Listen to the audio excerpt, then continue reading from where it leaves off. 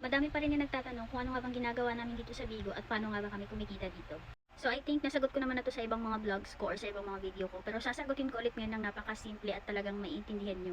So yung Bigo Live, isa siyang live streaming app. So same lang din siya sa TikTok o yung Black app na ginagamit natin ngayon na napaka-famous din. So ganun din yung ginagawa natin doon. Pero hindi tayo magbebenta sa Bigo Live. Hindi tayo magla-live selling doon kasi bawal yun.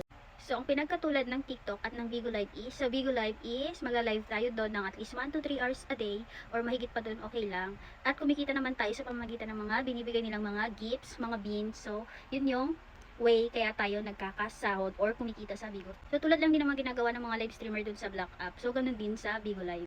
Yung mga binabagsak sa ating mga gifts, mga beans, so doon tayo kumikita. So, ayun, iipunin natin yon.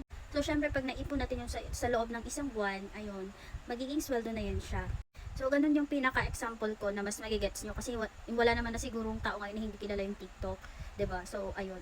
So, ganun lang din yung ginagawa namin din sa Bigo. So, ayun, magla-live ka lang. Then, syempre, kailangan mo makipagkaibigan kasi kung wala kang kaibigan, paano ka naman magkakaroon doon ng supporters, ganun. So, kailangan be friendly, everyday, mag-live ka, everyday active, ganun. So, ganun lang din naman kung paano ginagawa ng mga live streamer doon sa Black app. Ganun din naman doon sa Bigo Live. So, yun lang.